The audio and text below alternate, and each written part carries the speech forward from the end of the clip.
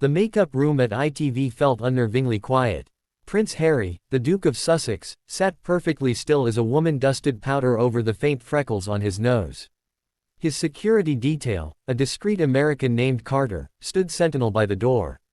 In the corner, Harry's communications lead, a sharp young woman named Sasha, was performing a final briefing. Remember, the anchor is Lorraine Kelly. She's warm, she's trusted. She's known for being a safe pair of hands. The agreed topics are the Invictus Games in Vancouver next year, the upcoming Well Child Awards, and a light touch on your work with Centibale. That's it. Family, the palace, Netflix, all strictly off limits. She's signed the writer. Sasha's tone was confident, but her eyes kept flicking to her phone. Harry nodded, adjusting the cuff of his simple blue shirt. He'd done these 100 times. The dance was familiar. Be open, be charming, steer the conversation back to the work. But a low, familiar hum of anxiety was present in his gut. The British press had been particularly venomous that week, running stories about his reduced security and his father's disappointment. He was a man walking a tightrope over a pit of smiling crocodiles. In the studio, the atmosphere was deceptively cozy. The set was a pastel symphony of creams and pinks, with Lorraine Kelly at its epicenter, beaming from her oversized chair. She fussed with her earpiece as Harry was micked up. "Your Royal Highness, an absolute pleasure," she said, her Scottish brogue wrapping the title in a friendly blanket. "We're also looking forward to hearing about your wonderful causes." "Just Harry, please," he said, offering the practiced, slightly weary smile. "And thank you for having me." The opening chords of the show's theme played. The red light on the camera glowed. Lorraine launched into her introduction, a gushing summary of Harry's charitable endeavors. He relaxed a fraction. This was the script. For 8 minutes, it went perfectly. Harry spoke passionately about an injured Invictus athlete's recovery. He told a funny, self-deprecating story about trying to keep up with the kids at a Well Child event. Lorraine listened with rapt, nodding attention. Then, after a question about Centibale's mental health work in Lesotho, Lorraine's expression shifted. It softened into something more maternal, more concerned. "It's so inspiring, Harry, truly," she began, leaning forward. "This focus on healing, on trauma. And of course, it makes so much sense, given the immense personal traumas you've spoken about so bravely. Losing your mum so young, the pressures of the spotlight." Harry's smile tightened. He gave a small, cautious nod. "It certainly gives one a perspective." "It does," Lorraine pressed, her voice dropping into a confidential tone. "And that's why, for so many of our viewers, it's been so confusing." She paused, letting the word hang. "To see you, someone who speaks so movingly about protecting one's mental health and family, seemingly, inflict that same pain on your own family. The things in your book, the series, your brother, your father. The king is an elderly man, and your brother is a future king. Doesn't speaking out, in such a public and, commercial way, risk causing the very harm you say you want to prevent?" The studio air turned to glass. Harry felt the temperature in the room plummet. The cozy pastels seemed to warp. He could see Sasha, just off camera, stiffen, her hand rising in a subtle, "stop" gesture to a floor manager who was already looking panicked. This wasn't a question. It was an indictment, delivered with a sympathetic smile. It was the entire British tabloid narrative, packaged by a national anti. Harry took a slow breath, the one his therapist had taught him. He saw the trap. Defend himself and he looks defensive, agree and he betrays his own truth. The red light of the camera felt like a laser sight on his forehead. "Lorraine," he said, his voice quieter, losing its practiced PR cadence. "My family and I have a complicated relationship. The reasons for me speaking out are about breaking a cycle. It's about accountability, not blame." "But is it accountability?" Lorraine asked, her head tilting with theatrical concern, "or is it monetizing private grief? Your book was the fastest-selling nonfiction book in history. The Netflix deal was reportedly worth over $100 million. It's a fair question for people who support you. Where does the advocacy end and the exploitation begin?" The word, exploitation, hung in the air, toxic and deliberate. Harry's composure, the shield he'd carried for a decade, developed a visible crack. A flush crept up his neck. "Exploitation," he repeated, the word tasting of ash. "You're speaking to me about exploitation. After a lifetime of my family, my wife, being exploited by the very press you represent. Having lies printed as fact, our privacy shattered, my wife's mental health pushed to the brink for content.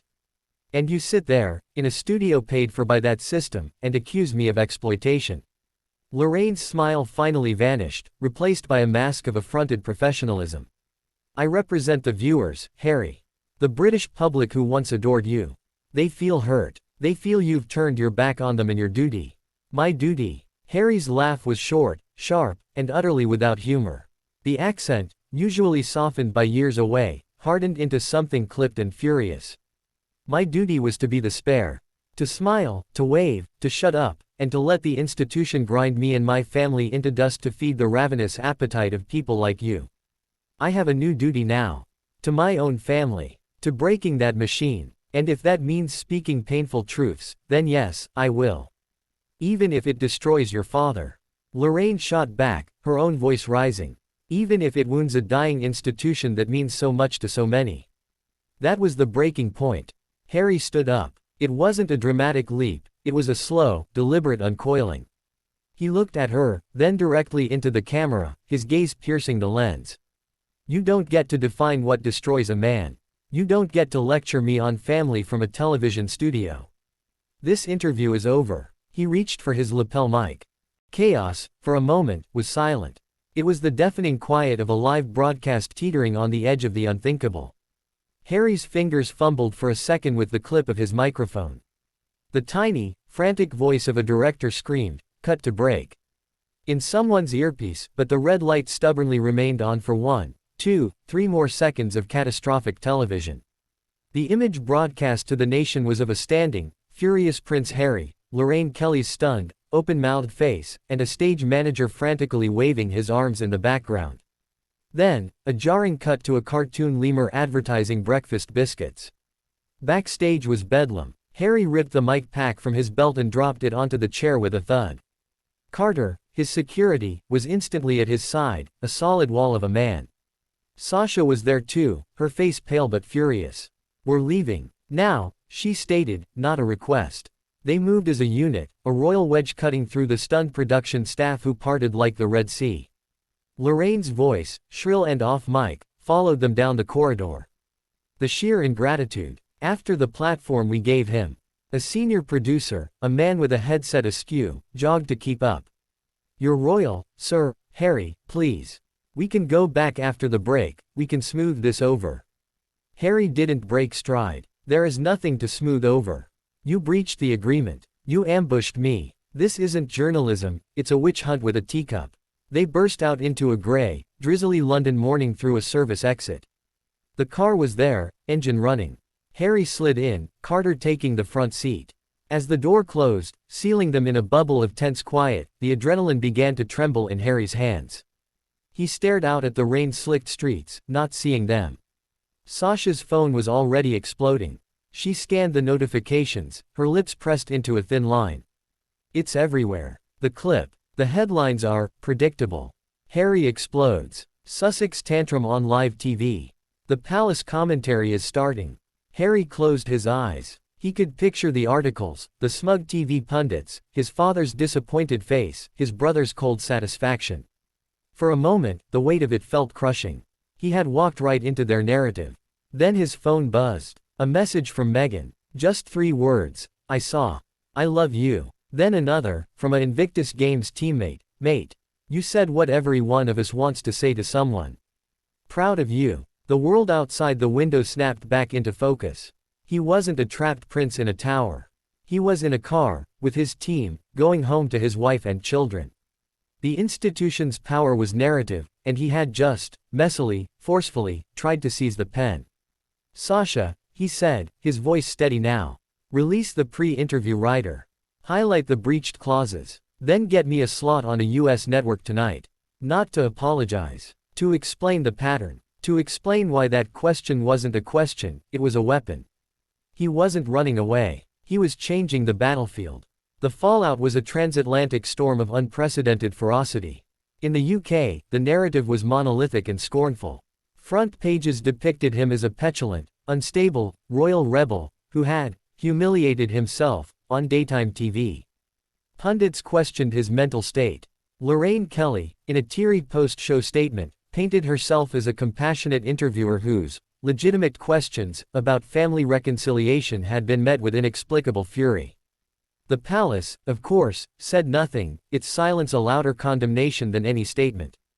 But across the Atlantic, and in the digital realm, the story splintered. Sasha's team released the ironclad interview rider, with the off-limit topics clearly highlighted in bold. Media. Analysts on CNN and MSNBC dissected the exchange, framing it not as a tantrum but as a calculated ambush. This was not an interview, one said.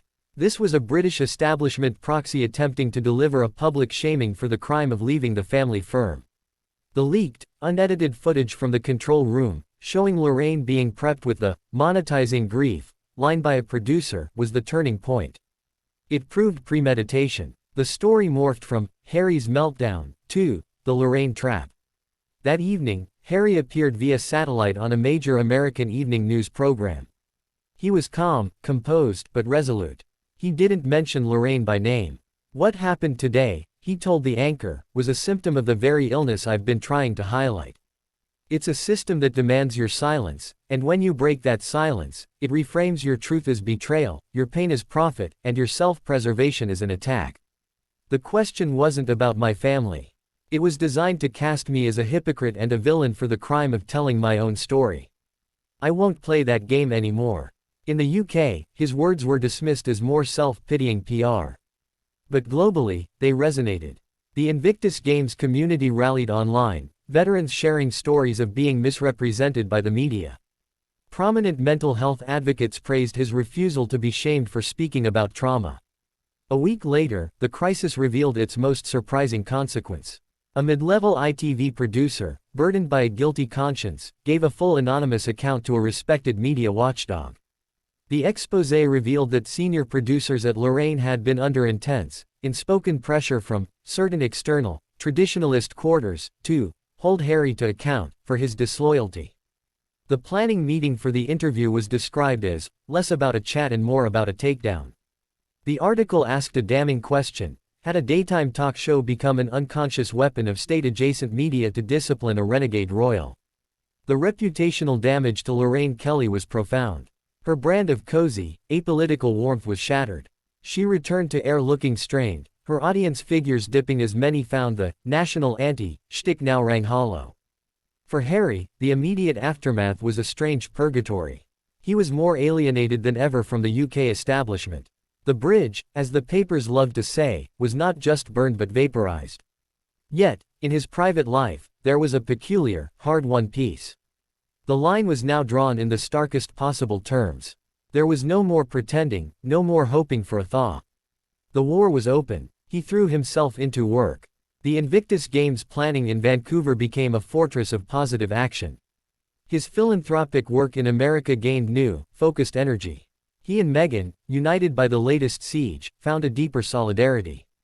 The noise from across the ocean began to fade into a distant, hostile hum, easier to ignore. Months later, Harry was giving a keynote speech at a mental health summit in New York. He spoke about the toxicity of institutional gaslighting, the courage required to redefine one's own story. He didn't mention the royal family. He didn't need to. Everyone in the room knew the subtext. After the speech, a young woman approached him, her eyes bright. "Thank you," she said quietly. "Not just for what you said today. For walking off that set. It showed me that when someone tries to use your pain against you, sometimes the most powerful thing you can do is to just stop. To refuse to dance." Harry nodded, a genuine, unburdened smile touching his face for the first time in a long time. "It's not a move I'd recommend for every situation," he said. "But sometimes, you have to reclaim the narrative by ending the chapter they wrote for you." He had lost a battle in a London TV studio, according to the old world's ledgers. But in the process, he had finally, conclusively, won his freedom from its script. The spare was no longer spare parts for an aging institution. He was an author, however messy, of his own life. And the next chapter, for the first time, was his alone to write.